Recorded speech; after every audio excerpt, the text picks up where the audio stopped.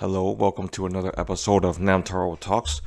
Yes, these episodes come out weekly, but truth be told, I've been losing the podcasting bug a little bit. Kind of not really lazy, but trying to find the motivation, the mojo to do so again.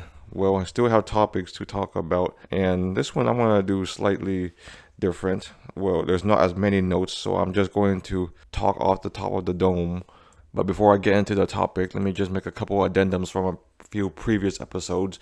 From the cat and rabbit episode, I want to mention that Mana the bunny rabbit, surprisingly, she responds to the word treat now. Yeah, I don't know when this came about, but whenever I have like a rabbit treat, which is really like some kind of hay snack condensed with some kind of fruit flavor, and I shake the bag and say the word treat, she comes running. But now before I even shake the bag, I just say the word treat and the ears perk up and she comes running anyways. So it's like some kind of a Pavlov conditioning, the one where like the dog starts salivating when it sees meat. Well, that's what happens with Mana. And one more addendum to the health episode is to conquer sickness. So of course, the usual means to be sick. I mean, to not be sick, such as bundle up and cover your mouth when you cough and sneeze and wash your hands and all that. But sometimes, inevitably, you get sick no matter all the precautions you take. So, what worked for me in the past was that you try to, as best as you can, nip it in the bud. You try to sleep it off and stay hydrated. And of course, I get into the habit of just drinking a whole bunch of water, but after a while, that doesn't help as much. I remember I went through like 5 or 6 of those Costco bottles, but at that point you really need electrolytes. You need sports drinks or those electrolyte powders from Costco or the airborne vitamin C drop things. Yeah, those really help. And you take the medication accordingly. Like the Dayquil, the NyQuil, whatever it takes.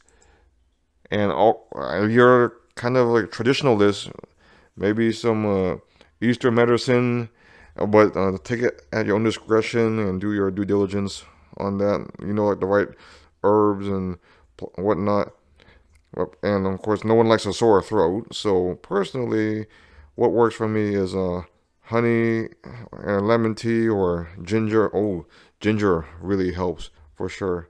Well, the main topic today will be trading card games, namely Pokemon, Yu-Gi-Oh, and Magic the Gathering. Okay, actually Magic the Gathering first, then Yu-Gi-Oh. Actually, I don't know. I'll go in whatever order I feel like. Yeah. So I know there's many other trading card games out there, but those are the three that I know about that I grew up with. And just a quick disclaimer, I'll be name dropping a bunch of random card names in this episode, and I don't currently play any of these games. Yeah, I have a friend who is a Magic of the Gathering card dealer, like professionally, and he keeps trying to get me to get back into it. And I do find it intriguing. I do enjoy Magic the Gathering and the gameplay and the complexity and depth of it. But I don't know, maybe sometimes when I get really motivated. But I'm sure that many people's first impression of trading card games were the Pokemon cards back in the day, where it's like really basic cards of the first 150 cards, the first 150 Pokemon. And of course, everyone wants that one special shiny Charizard card. Nowadays, I bet that card is worth like tens, if not hundreds of thousands of dollars if it's mint condition. It's interesting. My brother got that card in one of the first booster packs he opened, but I forgot what happened to it. He either lost it or it got stolen. I remember it got folded for sure. Yeah, well, we're out several $1,000s there. But I think he still has their old Pokemon card collection, though ours is like the old school kind, where of course Charizard was the most powerful at 120 HP. But the Pokemon trading card game got super power crept over time, with Pokemon doing ridiculous amounts of damage with crazy abilities and having high HP and all these random combinations and whatnot. Personally, I did like the Pokemon trading card game back then briefly. I mean, The cards are like shiny to look at, but there's a gameplay to them. And I don't know if it's changed by now, but I remember you put like 6 cards on the side. Those are the prizes, and if you destroy one of your opponent's Pokemon, then you grab one of the prizes, and you try to get all the prizes in order to win. And of course, you have your basic Pokemon that you put out to fight, and then you have all your backup bench Pokemon. And then you each turn you attach energy cards to the Pokemon, and then you draw the evolution you can put on top for the Pokemon to evolve. And of course, you got the trainer cards to liven up the game a little bit. Yeah, I remember there was a Game Boy Color version of the Pokemon trading card game. Yeah, it had a catchy music, but it taught you the mechanics of the game pretty well, or pretty straightforward. I'm sure I have no idea what's going on in the Pokemon card game right now, but I'm sure the mechanics are like bonkers out of the water or something. But Pokemon's been around for so long, at least 3 decades by now. It's a generation though at this point. I got nephews that like Pokemon now, and of course they love their Pokemon cards, and it's very generous of them. Sometimes they gift me Pokemon cards. I mean, I keep an eye on the Pokemon scene. I kind of recognize certain Pokemon, but I'm just surprised of how many shiny holographic cards there are nowadays. They're just so easily obtained. And recently there was a some kind of McDonald's event, and you get like a exclusive Pokemon card. Yeah, so I got a Happy Meal just for that, just to check it out. I forgot what card I got. I think I got Dragonite or something. Okay, moving on to Magic the Gathering. Though it's interesting that this was the third trading card game that I truly got into. Yeah, I remember getting more into it in high school. Well, Yu-Gi-Oh was in middle school. Though I'll talk more about Yu-Gi-Oh a little bit later. Yeah, to me, Magic the Gathering, it was considered not really higher class, but more cerebral. More depth, more strategy, and of course, it's like the oldest trading card game out of the three that I'm talking about right now.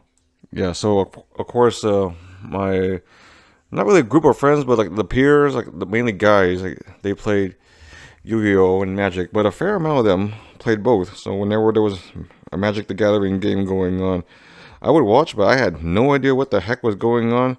So I was like, what's all this tapping the land and whatnot? But then I eventually buckled down and got a starter set. And I remember my first deck. I think it was a green and white deck, or a straight up green deck, or one of those. I just remember a lot of Llanowar elves. Yeah, so it's pretty much it's like one forest, and you tap it, and you get another forest. So it's just like generating more resources. So the good thing about the Magic the Gathering decks is that each color or land type, they have different themes. Like the green forests generate more resources. The red mountains, they are kind of burn and do more damage. While the black tend to, I guess, straight up kill things, destroy things, more dead. The blue water ones try to, like, they're kind of trickier. They do they counter the spells. They're like trap cards for Yu-Gi-Oh. You know what I'm saying? And of course, white. What's it? Oh, yeah, planes. Yeah, planes. Yeah, that's more for like healing and gaining life. And of course, you have your artifacts, which can cause any amount of mana. Of course, after a while, you learn all the different card types, like the sorcery, the enchantments, the instants, of course, the creatures, and the land that you must tap in order to play all of those cards. And you learn to see how the different amount of cards, like how much mana they cost. Like, of course, the lower ones, the effect isn't as good, or they aren't as strong as compared to the higher ones. And then you also check in the rarity of the cards. Of course, you got the gold cards, the silver cards, and the common cards. The good thing about Magic the Gathering is, I don't know if it's still the case, but it came in 15 cards a pack. I remember it being 1 gold, 3 silvers, or uncommons, I don't know, and the rest are basics, commons. Yeah, but of course the standard is to typically go with a one color, which is likely the easiest, because you never really have to worry about which mana source, which color you draw. But then Man, typically, you can at least combine two colors. You can definitely work with that. You combine with three or more colors. It's like a hit or miss, if anything. Yeah, I'm not going to explain all the cards I played and liked in any of these games, but I remember the time when I got into Magic the Gathering. It was I don't know if they still do sets of like three, but the first one was the Kamigawa set or packs. So there was a Champions of Kamigawa, Betrayers of Kamigawa, and I forgot what the third one was. But it's interesting. The Kamigawa set, they were relatively Japanese influenced cards. So a lot of like spirits and shoguns and kitsune and samurai. And the samurai had the ability of Bushido. And of course, they all have some original character cards. And if you read the Magic the Gathering novels, like you gotta be a really big fan to read those. But if you do, those characters appear in the novels. Though I tried to read a couple of them, and they were pretty thick. Oh, Saviors of Kamigawa. That's what the last pack was called. Yeah, I remember Okonda with Bushido 5, and he was indestructible, and everyone wanted him.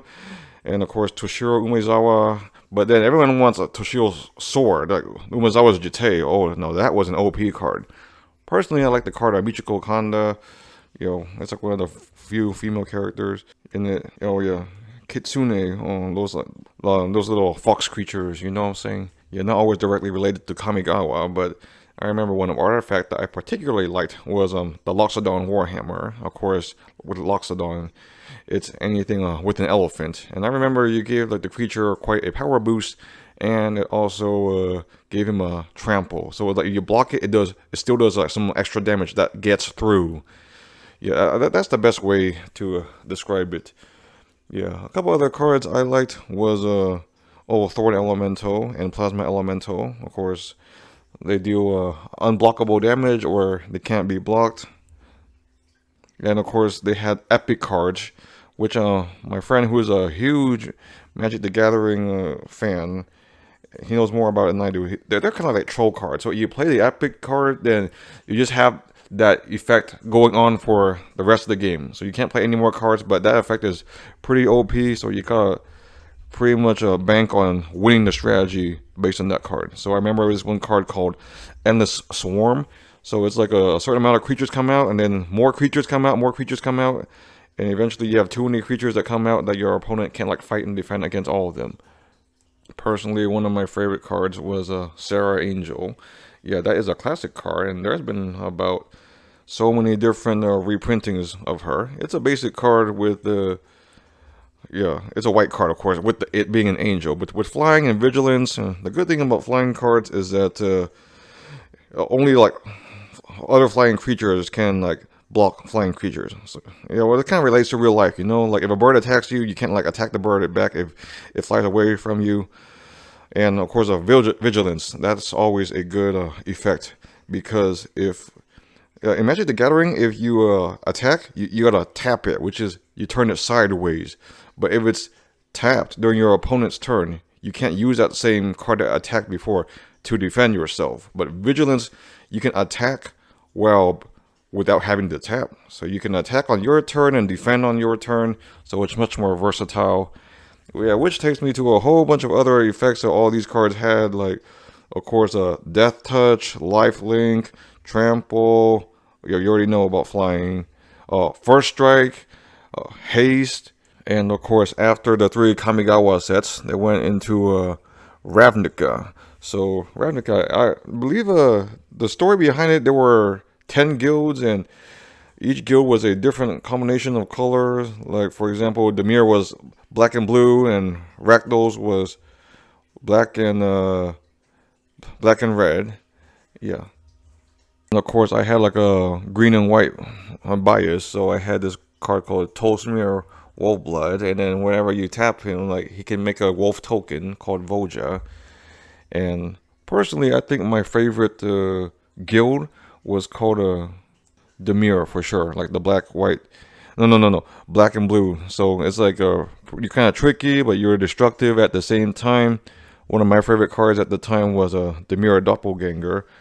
So you get to copy, was it cards in the graveyard or cards in the field? One of those, but you get to pretty much shapeshift and like copy cards as pretty often. And when it comes to Magic the Gathering, I gotta talk about one of my favorite cards. It's a pretty cheap card, and I'm very sure it's been banned in several formats or at several tournaments.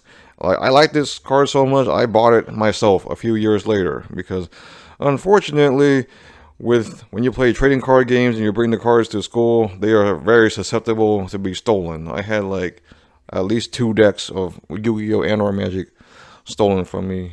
Yeah, and they go through backpacks, they go through lockers, and it's the nature of it. You gotta be as secure and protective as possible. But oh man, the card that I really liked, it was called Isochron Scepter.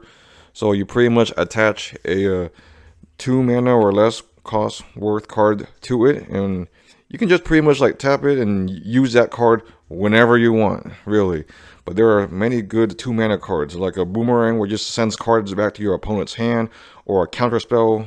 So pretty much any card you play in Magic the Gathering is considered a spell. So you play Counterspell, you just automatically destroy the card that's just played. And of course there's Terror, so we just automatically destroy a non-black, non-artifact card. So right off the bat, that's 3 different cheap, very versatile spells you can attach to the Isochron Scepter. I admit, I wasn't even the best at Magic the Gathering among my peers. I just got lucky several times, especially with the Endless Swarm and the Isochron Scepter. I remember going to one Magic the Gathering draft tournament where everyone pretty much opens up. Okay, so someone I think we all pitch in for a giant booster box, right? So you open a bunch of packs and then you pick several cards you like, then you pass it on, pick several cards you like, pass it on, and then you build your own decks out of that. And then you have a little tournament to see who wins out of that. The thing about trading cards games, of course, if you play competitively or you collect them, they are pretty expensive. Yeah, I had one peer who spent he told me $2,000 worth on Magic the Gathering cards. And I saw his card collection. He had so many cards, they were like stacked super high. And of course he set aside all the rare, all the holographic cards into a huge binder. And of course over the years Magic the Gathering got a bit more mainstream. I read this Dungeons and Dragons series. It's from the world of Dungeons and Dragons called the Forgotten Realms, but they made a couple Magic the Gathering cards based on some of the characters of the D&D series. Of course, they made some Marvel character and Magic the Gathering cards. I believe it's mainly X-Men, like Wolverine and Storm, and a few Street Fighter characters and Lord of the Rings characters, and they're also making Final Fantasy characters. I mean, I don't know how competitively viable these cards are, or they're just a novelty, if anything. But the fact that they made such cards, and it speaks a lot about the testament and the popularity of the game. Recently, I did buy a Magic the Gathering quote-unquote game night pack. So it's pretty much like a Magic the Gathering, where it was like a board game you can just play out of the box. But so they got like pre-made decks, and you can combine the decks however you like, and each deck has a different theme, and each deck is one of the 5 colors. So, well, with that, I got my wife to play Magic the Gathering. Well, technically just one time. I taught her one time, but now she has an idea of how the mechanics work. And I taught my cousin how to play also. Honestly, it's a pretty manageable game to pick up once you get the basics down. Just a little math here and there, just know some little rules and effects here and there, but a lot of depth, a lot of fun, a lot of customization and personalization. I don't know if the average young person nowadays can get into Magic the Gathering. I mean, I don't expect you to go out and buy booster packs right now, but thinking about all these trading card games, there are online versions of them, so you can like fake the cards and make virtual decks however you like, experiment however you like. Yeah, so you can pretty much see the strategy behind all that. And of course, I gotta talk about Yu-Gi-Oh! Of course, it started with the Yu-Gi-Oh! TV show, the animated series. Yeah, the funny little fun side tidbit, when I first saw the commercial for Yu-Gi-Oh! Before it premiered, I thought it was like a card captor's knockoff. I was like, oh, what? Another anime with cards? But when I watched it, I was like, oh, so that's what it's about. But even so, the first season was called like Duelist Kingdom. So they go to an island, they have a tournament, and even I know that some of the rules were bogus and some of the rules were broken. Like they just like pulled it out of nowhere, and then of course I got the starter deck Yugi and starter deck Kaiba, like most people did back then, and then you read the rule book and it's like completely different. It's like, what? How come the show has 2,000 life points, but the book says you start with 8,000? And how come you can't attack directly? And why do you have to like sacrifice monsters and whatnot? But once you kind of dissociate the real life game and the game in the TV show, you kind of figure it out. And of course, there's parallels. Like you see the Dark Magician in the TV show, then you see him in the real life game, and it's kind of fun to summon it. I was like, oh wow, just like the TV show. Or somewhere in this card that Yugi had, this card that Joey had, or like Kaiba had. Of course, everyone wants the blue eyes white dragon and the red eyes black dragon, and pull all the fusions and the combos and whatnot. But very early Yu-Gi-Oh, honestly, it was very junky. There were the most random cards and random monsters of various attack and defense, and with the weirdest art, and that have little to no competitive viability. Not to mention trap cards that were trap cards and magic. Well, they called it magic cards back then, but eventually they changed it to spell cards. Traps and spells that were very situational and most of the time pretty useless, if anything. So, of course, the game had to shape up and change the meta gradually over time. I can't even remember some of the names of the packs, such as, of course, Legend of the Blue Eyes and Metal Raiders, Magic Ruler, Dark Crisis, Magician's Force, something Chaos, I don't know. And I remember there's one website called Pojo.com, which I would check every day, and they would have their card of the day, which they featured, and they described the card, and they would give the card a rating, and of course they would have the ban list of cards that are too overpowered, that are currently banned from like tournament format, and they give little strategies here and there. And back then it was very fan generated. You can submit little forum into your forums and tips, or a lot of top 10 lists. Oh my god. Even I submitted a top 10 list. Yeah, and I remember Pojo had their own magazine too. And of course, Yu-Gi-Oh was kind of mainstream at the time. I remember you could get Yu-Gi-Oh cards in McDonald's Happy Meals. But over time, it got more specialized and thematic. Like each element got their own specialized deck. Each creature type got their own specialized deck. And those became... So you start out with a structure decks, and you can kind of customize and build upon that. I remember the zombie structure deck was very popular. A lot of my friends had the zombie decks, but I went the other way. I got, well, the main decks that I had was we started with the water deck. Oh well, that was a good deck because they had this field card called the Legendary Ocean, and you can downgrade a monster's level by 1. So in Yu-Gi-Oh, if a monster is 4 stars and under, you can just summon it. But if it's 5 or 6, requires 1 tribute, 7 and above, 2 tributes. But with a Legendary Ocean, you can downgrade it. So a 5-star can be a 4-star. So you can just throw out a supposedly 4-star monster now that is like super overpowered. So pretty much it played a bunch of water cards, fish cards, sea serpent, sea creature cards, ocean cards. I remember one story that we even hosted a Yu-Gi-Oh tournament at my parents' home. I forgot how old I was at the time, but yeah, we did at the Magic the Gathering tournament. Though we didn't really do a draft. We each had our own decks, so we all showed up and we all had our own decks. And I remember going to KFC buying some potato wedges, and it's like a tournament format, like single round elimination. I didn't know better, but luckily we had like 8 people who are willing to do it. For some reason, the finals was between me and my brother, I think. Well, my brother's deck, he was pretty good. He was much more strategic than me. Yeah, but I beat him in the final round by literally just enough to get rid of all his life points. Like I didn't like overkill him. It was very situational. I remember the card was called Cemetery Bomb. So you do 100 damage for every card in the graveyard. And I got how many cards I had, maybe 16, but he like had 1600 life points. So that's just enough to finish him off right there. It was Very lucky and very situational. But like young guys at the time, or like guys in general, whenever you see something like cool in like sports or card games or video games, like they all like all hyped up, and that's what my friends did, and it's like one of those moments, you know what I'm saying? And I'm glad that my brother and I, we had the Yu-Gi-Oh cards and Yu-Gi-Oh decks, because we literally just dueled each other anywhere. I had my deck, he has his deck. We played the game in we went to Vietnam, we dueled in Vietnam. We went to Costco, we dueled in Costco. Long car rides, we dueled in the car. I don't even know how that was possible. I mean, because like we each sat on like, opposite sides of the back seat and just dueled right in the middle. We even attempted to do so on the plane.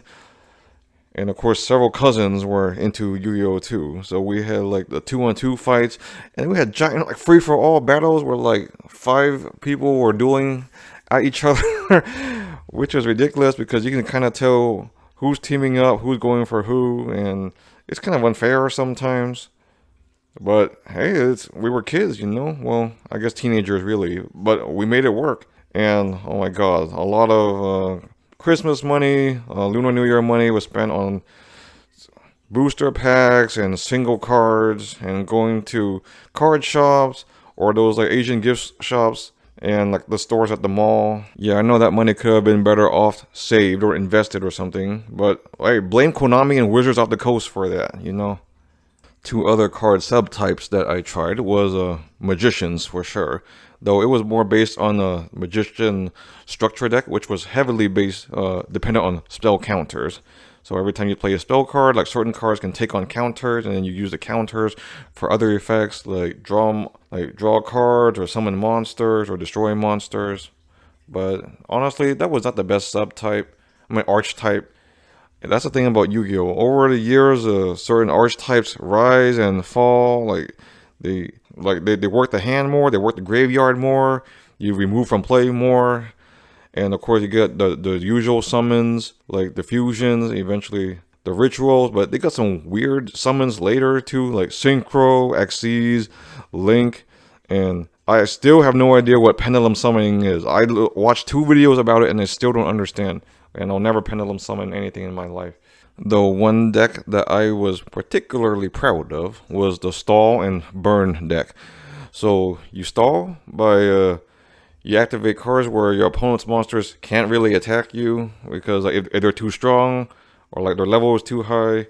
Meanwhile, you pretty much stock yourself with weaker monsters that can like get through the barriers, and also monsters that can attack directly or can attack twice. Or when you play what the game calls burn cards that just directly damage your opponent's life points without having to attack and find a difference. It just goes straight for the life points, pretty much. So it's like burn a little bit, and then before you know it, your opponent like he loses all his life points without you having to attack him too much, or you attack him with little weak monsters here and there. So there's the stall deck and the burn deck, and you can combine the both. And of course, some stall decks you just pretty much wait them out, really. You just, like, your opponent literally can't do anything. They got no cards in their deck to destroy all the cards you have on the field, so they just deck out. They run out of cards. Though I must say, one particular card that was a pain in the butt to me that I never had myself was Jinzo. Yeah, so he's a 1 sacrifice monster for 2400 attack, but he negates all trap cards.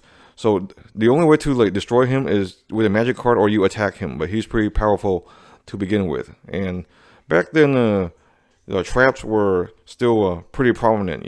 Like you set traps where in case someone's a monster, you destroy it. They attack you, you destroy it, or they attack you, you damage them back.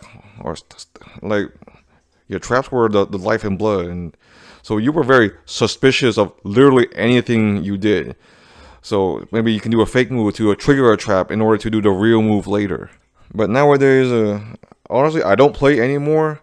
I think I really stopped when my first year of college, and I tried playing, and then I noticed that everyone's deck was way better than mine, and there were a bunch of weird theme decks that I never even heard of. There was like a bee deck and a frog deck, and honestly, every conceivable animals, or they have little subtypes too. But it's pretty interesting to follow the meta over the years to see how much the game changed. I know that it's gotten much faster, much crazier, much OP, and there are cards, there are entire duels where it's all determined by who goes first, and each turn can have a person play like a whole bunch of cards. Well, I play this card to bring up this card, and this summons this card, and I get this card out from the deck, and this brings it to my hand, and I send this to the graveyard in order to send out this card, and this powers up this or that card, and then you play a whole bunch of cards, and you gotta shuffle through this, shuffle through that, and every card has a whole bunch of effects, and with like very small fine print, and your opponent's like, oh my god, when is my turn? But it's still fun to follow the meta over the years to see what the elements got support, what monster types got support, what new archetypes there are, and a lot of thematic cards over the years too. They got cards based on kaiju monsters, they got cards based on urban legends like the Chupacabra and whatnot, and of course even fairy tale cards too. Surprisingly, Star Wars cards. Well, it's not really like Luke Skywalker is a card, but it's really Star Wars based or Star Wars influence. So, and I think there was like a Lord of the Rings like loosely tied cards also. So they get pretty creative with the Yu-Gi-Oh cards they make.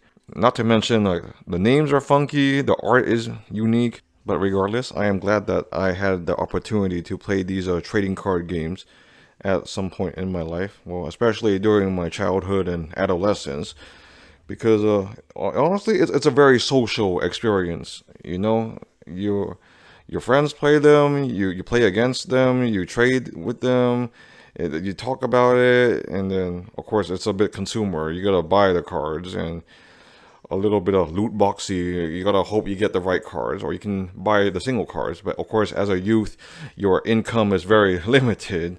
But it's important to you at the time, you know? You're like, oh, I want to buy this specific card to put in my deck to make it better. Or I like this card. I think it's pretty cool. I want to try to like pull it off with this combo and whatnot.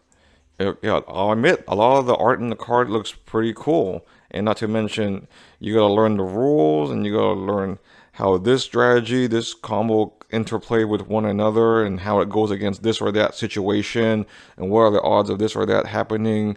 And you want to find the right balance. Of course, in Magic the Gathering, you want the right amount of lands, or you play 2 lands, you gotta have the right amount of each color, and not to mention the amount of spells too. Like if you're 50-50 on I don't know, white and green, you can't just have more white cards and green cards. Like the spells have to be 50-50 also. And not to mention for Yu-Gi-Oh, well, back then you gotta have the trap cards and the spell cards, and of course, you play all traps and spells. You got no monsters to defend your life points, but you play all monsters. There's nothing to enhance like your abilities, you know, to help you alter the game and have it play in your favor. Yeah, it's funny. In the first episode of Yu-Gi-Oh, Joey literally had a deck that was all monster cards. But you gotta find the right balance and gotta do a little research and due diligence and kind of find where you stand among the hobby. Like, do you want to be super competitive, or how much money do you want to spend on this, or do you want to just be a social hobby and experiment with this archetype and this strategy, this combo, this situation? Yeah, so whenever I go to those comic book stores or trading card game stores, hobby stores, I'm not intimidated by these cards. I have an idea of what they do. I recognize a fair amount of them. Or it's pretty intriguing to see, oh, that's where the game has gone over the years after I took a break from it. Yeah, truth be told, I don't see myself getting back into these card games anytime soon because I want to have more responsibilities very soon. But I'm not closing the door, you know? I never say never. Maybe I'm really motivated in the future, I can jump right back in. But by then, the meta and the scene will really have changed by then. But that's for another day. Well, anyways, thanks for listening to this episode about trading cards. I recommend, I guess, just checking it out, you know, learn a little bit about it, learn the rules, learn the strategy, learn what cards are there. It's like a nice little history lesson too, you know, like, oh, this card was great back then, but not anymore, or this card was popular, or this set specialized in this kind of strategy and this theme. Yeah, so give trading cards give trading cards and trading card games a try. Okay, I'll see you in the next episode. Bye.